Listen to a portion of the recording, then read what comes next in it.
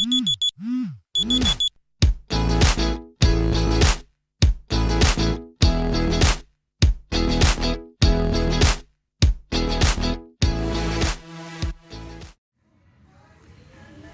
up, everybody? It is Wednesday Wake Up Call. I hope you are enjoying our IGTV.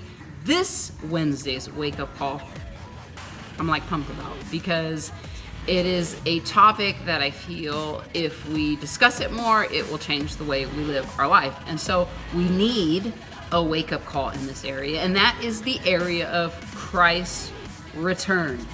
That's right. I mean, I want you to think, when is the last time, seriously do this, when's the last time you heard a message in church on Christ's return or eternity or the end of the world? I mean, really think about it. When? Yeah, you're probably like me. It's been a long time since I've heard a message devoted to that. Not just like, hey, sprinkled in here and there. I'm talking about devoted to that topic.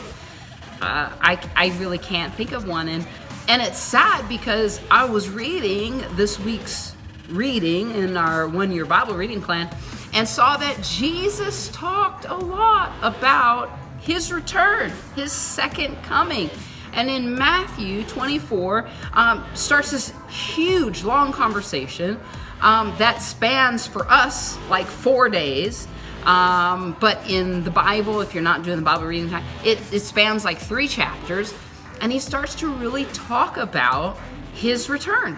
But it started because the disciples asked him the question. They were sitting around, they were just talking clearly about this. And the disciples asked the question. It's in Matthew 24, verse 3. And it says, "Tell us, when will this happen?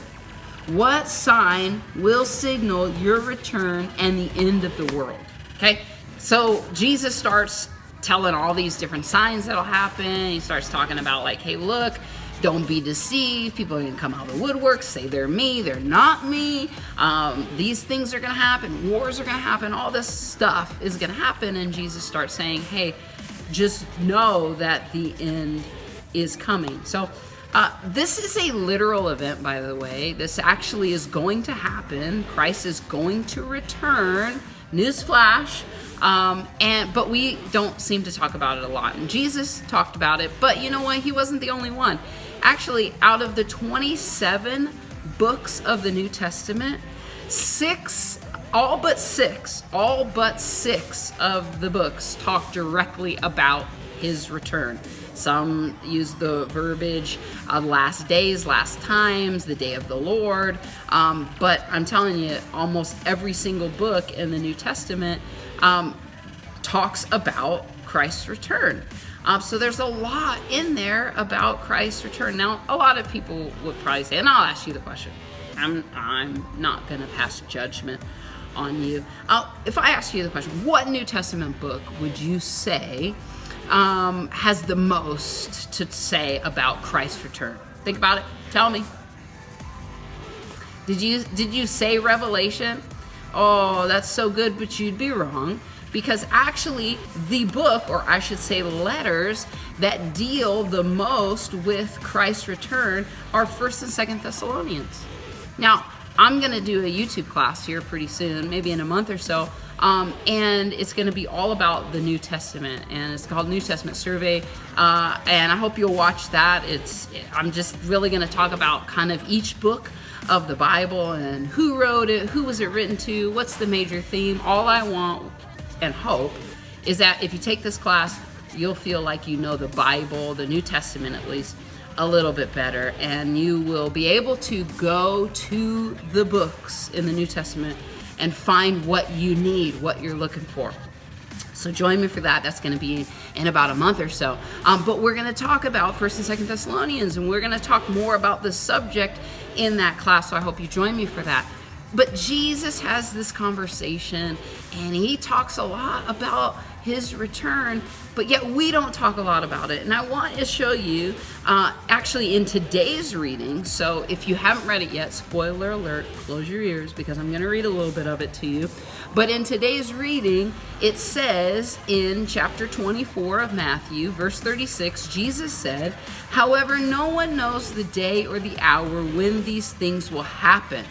Not even the angels in heaven or the Son himself. Only the Father knows." So can I just say, time out for a second, pause for the cause. Listen, if somebody comes and says, "Oh, blood moon, Jesus is coming back, July 27, 2020, do not listen, because they don't know. Jesus at this point in his life didn't even know when the his own second coming was going to be. This is only the Father knows. But Jesus did say, "I will let you know the signs that will indicate the return is near." And so this is what he had to say. He said, "So you too must keep watch, for you don't know what day your Lord is coming." Verse 44 says, "You must also be ready at all times, for the Son of Man will come when least expected." And so here Jesus basically is saying, look, you need to pay attention to the signs that I'm giving you, and then on top of that, you need to be ready, and you need to be watching, and you need to be waiting. So let's talk about this for a second. Why don't we think about the second coming of Christ? Why, okay, forget about the last message you heard. How about the last time you personally thought about Christ's return? And not when it was like someone cut you off on the freeway and you're like, "Jesus is coming back, buddy. You better get that straight." Not like that. I'm talking about, when's the last time you really thought about, man, Jesus is coming again? Like, am I ready? And can I just say, if you aren't right with God, if you haven't really said, "Jesus, I accept what you've done for me, and I really believe in who you are," I would say maybe you're not ready. And so I would encourage you to get ready, because that is going to happen. Jesus is going to return, and he's returning for us, for you, and he loves you, and he wants to have a relationship with you. And so don't wait another minute. Just ask him. Say, "Jesus, I want you in my life. Come into my life, and I just accept what you've done for me." And you do that, I guarantee you, when you do that, you're ready.